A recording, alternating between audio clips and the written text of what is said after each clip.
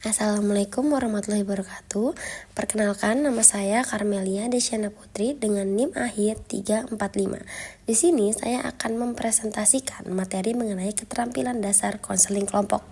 Pada slide pertama, kita akan membahas mengenai latar belakang konseling kelompok.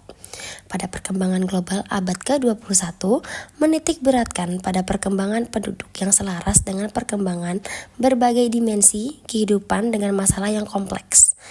Menurut Wahyuni 2018 menyatakan bahwa semakin kompleks masalah akan menuntut setiap individu memilih kelompok sebagai layanan konseling baginya. Maka, sudah selayaknya layanan konseling berada pada garis terdepan sebagai layanan dengan intervensi yang profesional. Layanan konseling diharapkan dapat membantu individu dalam pemecahan masalah melalui setting kelompok. Dalam dunia konseling, berkelompok adalah dapat menjadi suatu sarana untuk membantu manusia dalam mencapai perkembangan serta menjadi terapi untuk mengatasi persoalan psikologi manusia, yaitu yang dikenal dengan istilah konseling kelompok. Dalam dunia psikolog, konseling kelompok merupakan salah satu metode yang efektif untuk membantu individu mengatasi permasalahan mereka melalui dinamika kelompok. Adapun tujuan konseling kelompok adalah memfasilitasi klien melakukan perubahan perilaku, mengkonstruksi pikiran, mengembangkan kemampuan mengatasi situasi kehidupan, membuat keputusan yang bermakna bagi dirinya, dan berkomitmen untuk mewujudkan keputusan dengan penuh tanggung jawab dalam kehidupannya dengan memanfaatkan kekuatan kelompok. Melalui konseling kelompok, individu tidak hanya mendapatkan dukungan dari konselor, tetapi juga dari sesama anggota kelompok yang memiliki pengalaman dan perasaan serupa. Interaksi dalam kelompok ini berperan dalam memperkuat perasaan, memiliki dan mendukung individu untuk saling berbagi, memahami, dan menerima. Selanjutnya, saya akan menjelaskan mengenai pengertian konseling kelompok. Konseling kelompok merupakan pendekatan terapeutik yang efektif untuk mendukung individu dengan masalah psikologis melalui suasana yang penuh empati dan dukungan antar anggota. Corey 2016 menjelaskan bahwa dalam konseling kelompok, individu merasa dipahami dan dapat berbagi pengalaman tanpa rasa dihakimi yang membantu proses penyembuhan lebih efektif dibandingkan konseling individu.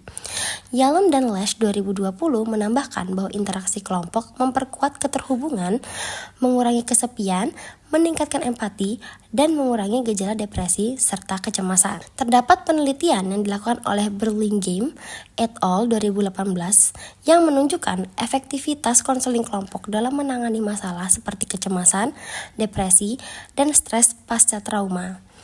Norcross dan Lambert 2019 menekankan peran penting konseling kelompok dalam meningkatkan efektivitas psikoterapi melalui dukungan kolektif yang menguatkan hubungan interpersonal dan kualitas hidup sosial. Selanjutnya, terdapat beberapa jenis pendekatan kelompok. Menurut Latipun 2017, terdapat beberapa jenis pendekatan dalam kelompok yang dapat dibedakan berdasarkan jenisnya sebagai berikut. Yang pertama, terdapat psikoterapi kelompok. Psikoterapi kelompok merupakan bantuan yang diberikan oleh psikoterapis terhadap klien untuk mengatasi disfungsi kepribadian dan interpersonalnya dengan menggunakan interaksi emosional dalam kelompok kecil. Karena itu, psikoterapi kelompok lebih memfokuskan pada ketidaksadaran menangani pasien yang mengalami gangguan neurotik atau problem emosional berat lainnya, dan biasanya dilakukan untuk jangka panjang. Yang kedua, terdapat konseling kelompok, yaitu merupakan kelompok terapeutik yang dilaksanakan untuk membantu klien mengatasi masalah yang berhubungan dengan kehidupan sehari-hari. Konseling kelompok umumnya ditekankan untuk proses remedial dan pencapaian fungsi-fungsi secara optimal. Konseling kelompok mengatasi klien dalam keadaan normal, yaitu tidak sedang mengalami gangguan fungsi-fungsi kepribadian. Pada umumnya, konseling diselenggarakan untuk jangka pendek atau menengah.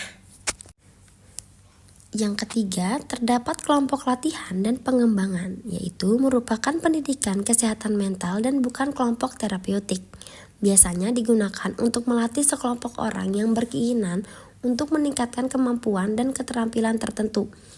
Misalnya peningkatan keterampilan sosialnya, cara kehidupan kesendirian, menghadapi pensiun dan hari tua, orang tua tanpa partner, dan sebagainya.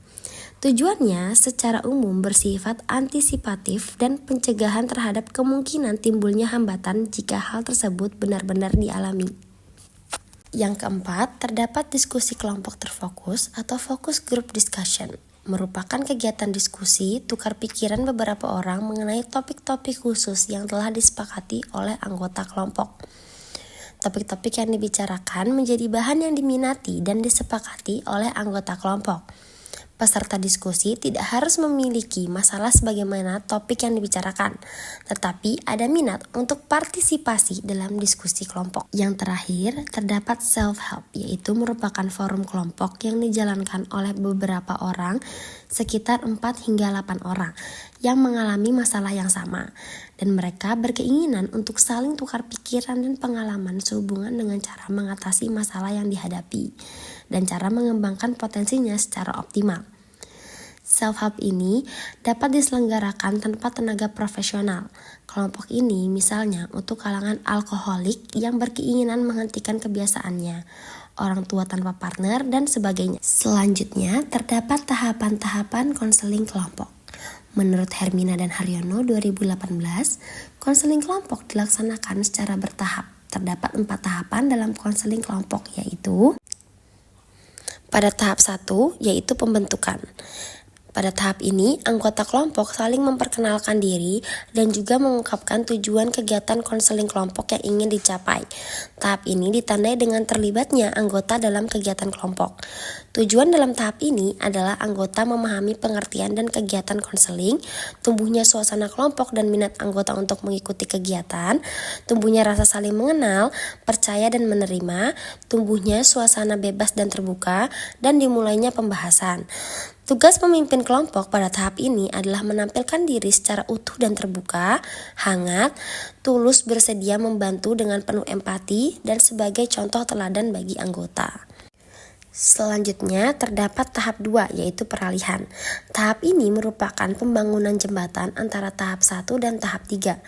Tahap ini menjelaskan kegiatan yang akan dilakukan pada tahap ketiga, menawarkan atau mengamati apakah anggota kelompok sudah siap menjalani kegiatan pada tahap 3. Membahas suasana yang timbul, meningkatkan kemampuan keikutsertaan anggota. Pada tahap ini diharapkan masalah yang dihadapi masing-masing anggota kelompok dirumuskan dan diketahui apa sebab-sebabnya. Anggota kelompok mulai terbuka, tetapi sering terjadi pada fase ini yaitu kecemasan, resisten, atau bahkan masih enggan harus membuka ceritanya. Di sini, tugas pemimpin kelompok adalah mempersiapkan dan membuat anggota kelompok merasa memiliki kelompok tersebut. Selanjutnya, kita memasuki tahap ketiga atau biasa disebut dengan tahap kegiatan, yaitu menyusun pencapaian tujuan. Dalam tahap ini mengungkapkan topik atau masalah yang dirasakan, dipikirkan, dan dialami secara bebas. Masalah yang dikemukakan secara mendalam dan tuntas, keikutsertaan seluruh anggota secara aktif dalam membahas masalah dan topik. Tugas pemimpin konseling kelompok ini adalah sebagai pengatur yang sabar dan terbuka, aktif tetapi tidak banyak bicara, dan memberikan dorongan dan penguatan serta berempati. Selanjutnya kita akan memasuki tahap keempat atau tahap terakhir. Biasanya disebut pengakhiran, yaitu tahap penilaian dan tindak lanjut. Dalam tahap ini kegiatannya adalah pemimpin kelompok mengungkapkan bahwa kegiatan akan segera berakhir. Pemimpin dan anggota mengungkapkan kesan dan hasil kegiatan, kemudian membahas kegiatan lanjutan dan mengemukakan kesan dan harapan. Tugas pemimpin kelompok adalah tetap mengupayakan suasana hangat, bebas, dan terbuka, memberikan pernyataan penutupan kegiatan dan mengucapkan terima kasih atas keikutsertaan anggota, memberikan semangat untuk kegiatan lanjutan, bersahabat, dan empati. Mari kita lanjut kepada slide berikutnya. Sebagai salah satu teknik dalam layanan bimbingan dan konseling, penerapan konseling kelompok memiliki berbagai kelebihan, di mana menurut Lubis 2014, beberapa kelebihan konseling kelompok bagi konseli adalah sebagai berikut. Yang pertama, konseling kelompok menggunakan pendekatan yang membangun ikatan emosional antar anggota kelompok, memberikan nuansa komunitas yang erat di tengah masyarakat yang semakin terasing. Yang kedua, kelompok menawarkan dukungan dalam menghadapi masalah yang dihadapi setiap anggotanya. Yang ketiga, kelompok memberikan kesempatan bagi anggota untuk saling belajar dari pengalaman satu sama lain. Yang keempat, kelompok bertindak sebagai motivator bagi konseli, di mana anggota kelompok terdorong untuk menyesuaikan perilaku mereka sesuai dengan harapan kelompok. Yang kelima, anggota kelompok dapat saling membantu dengan menjadi pasangan atau mentor, memberikan dukungan dan bantuan secara terus-menerus bagi satu sama lain. Namun, selain memiliki berbagai keunggulan, konseling kelompok juga memiliki beberapa keterbatasan.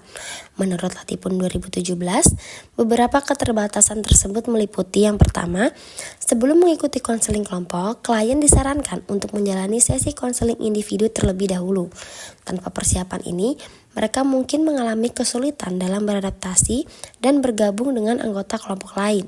Yang kedua, konselor perlu memberikan perhatian yang adil kepada setiap anggota kelompok, meskipun hal ini seringkali menjadi tantangan tersendiri. Yang ketiga, kelompok berpotensi bubar secara mendadak apabila terjadi masalah dalam proses dinamika kelompok. Yang keempat, klien yang mengalami kesulitan dalam mempercayai orang dapat membawa dampak negatif pada keseluruhan situasi konseling. Selanjutnya, kita akan memasuki pada slide kesimpulan. Secara umum, konseling kelompok merupakan metode yang efektif untuk mendukung individu dengan masalah psikologis melalui interaksi kelompok yang menawarkan dukungan sosial, kesempatan untuk berbagi pengalaman, dan pengembangan keterampilan sosial. Terdapat beberapa jenis konseling kelompok seperti psikoterapi kelompok, konseling untuk permasalahan sehari-hari, dan kelompok pengembangan keterampilan yang disesuaikan dengan kebutuhan masing-masing klien. Proses konseling kelompok melalui beberapa tahap, mulai dari tahap pembentukan hingga tahap penutupan. Dengan bimbingan pemimpin kelompok yang membantu anggota di setiap tahap, konseling kelompok memiliki beberapa kelebihan, seperti menciptakan ikatan emosional antar anggota, memberikan dukungan satu sama lain, meningkatkan motivasi, serta memberikan peluang untuk saling belajar. Namun, metode ini juga memiliki beberapa kekurangan, seperti perlunya konseling individu sebelumnya, tantangan dalam memberikan perhatian merata kepada setiap anggota, dan potensi munculnya masalah dalam dinamika kelompok. Meski begitu, konseling kelompok tetap menjadi pilihan efektif untuk membantu individu meningkatkan kesejahteraan mental dan sosial. Selanjutnya, berikut daftar pustaka atau referensi yang digunakan pada penyusunan materi ini. Sekian materi yang dapat saya sampaikan. Mohon maaf apabila terdapat kesalahan kata. Wassalamualaikum warahmatullahi wabarakatuh.